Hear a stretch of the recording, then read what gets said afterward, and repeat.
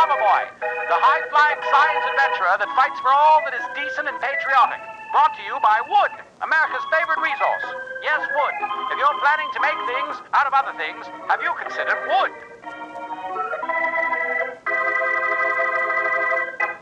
We take you to a forest where Professor Tarlington explores the wonders of wood with young Billy.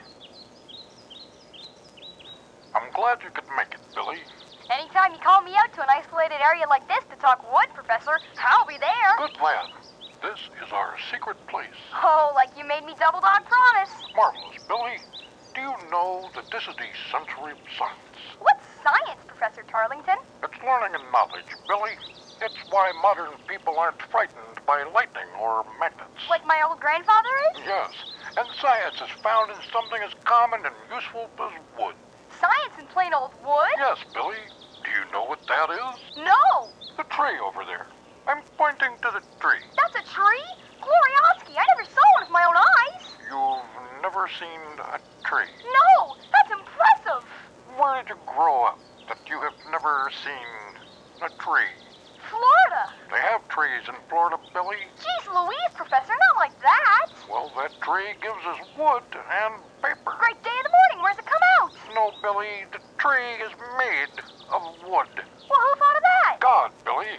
And soon manly lumberjacks will chop that tree into planks. What's left is mashed into a fine mulch called paper. I bet the tree doesn't like that. The tree is long dead by the time it becomes toothpicks or bedroom furniture. Jumping jackrabbits, Professor? My bedroom has dead things? What about ghosts? Well, the tree doesn't have a divine soul like you. 23 skidoo, or like you. Me? Billy, sometimes I'm not so sure about me. Let's walk into the woods more. This way. Okay. Well, Billy and the professor are at it again, wandering off instead of reminding us about the wonders of wood. Now it's time for Hoverboy. Yes, Hoverboy, the battling bucket and basher of bad guys, the airborne patriot who fights for American exceptionalism from 3 feet off the ground, every week on your radio dial. Hoverboy, away! As you recall, Hoverboy and his lovely companion, newspaper reporter Betty Baxter, were in the clutches of the Electronic Man and his murderous dark-skinned pygmy army. They were moments from death at the hands of this Oriental ogre, whose evil scheme is as mysterious and foul as the Far East itself. But Hoverboy had a complex and ingenious plan to save the day. Thank goodness your plan worked, Hoverboy. Yes, Betty. It was a close thing. Listen to the citizens of Average Harbor. You've earned this hoorah parade, Hoverboy. They're so happy the Electronic Man is defeated and America is safe. Yes, the Electronic Man, as unscrupulous and filthy as a railway worker's son, had a heart powered by electricity instead of by the conviction of his own soul, as God intended. Amen! Our God, the real one. Amen indeed. His artificial heart made him weak as a kitten. But his army of pygmies. Well, they weren't all that tall or strong. You're so modest. But at least now a girl can relax. And so can the good citizens of our fair city of Average Harbor. Look, there's the mayor. Over by the microphone, they're sitting up on the steps of City Hall. You'd better hover over there. I'll catch up. Right.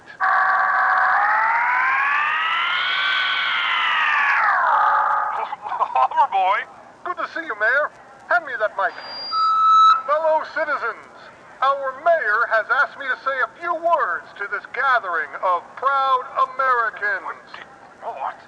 And our chief of police wanted me to let you know I defeated the Electronic Man and his murderous, dark-skinned pygmy army. I never did. You make us look bad when you do this sort of thing. The Electronic Man and his pygmy army are no more. A dangerous vigilante, that's what you are. Pardon me, Chief? Nothing. After I unplugged Electronic Man's batteries, a few dozen kicks to the chest stopped his nefarious heart. Are you sure you finished them off? You never know with evil scientists. And, to ensure your safety, I also shot him twice. Shot him? You carry a gun? I have a permit, see? That's a building permit. Friends, I emptied the gun into that evil villain. Then I took one of his feet and cut it off and stuffed it into his mouth. What? Then I said a few things I'm not proud of. and I took some photos to, well, savor in a private way later. But trust me, you are safe, because as long as Hoverboy is... Wait, what's that? What's what? Over there, Betty, in the garment district. Smoke! It's just a small factory fire, please. It looks like a job for Hoverboy. Let the firemen handle it. It's what we pay them for. No, it's not my methodology. Hoverboy, away! Isn't he wonderful? It's a public menace. He's making us look bad, eh? Are those just smoking jackets in the garment district or real trouble? A foreigner's on the loose. Find out in the next thrilling Hoverboy radio adventure. Brought to you by wood. It's the self-replenishing resource. Use up a tree, and God makes another.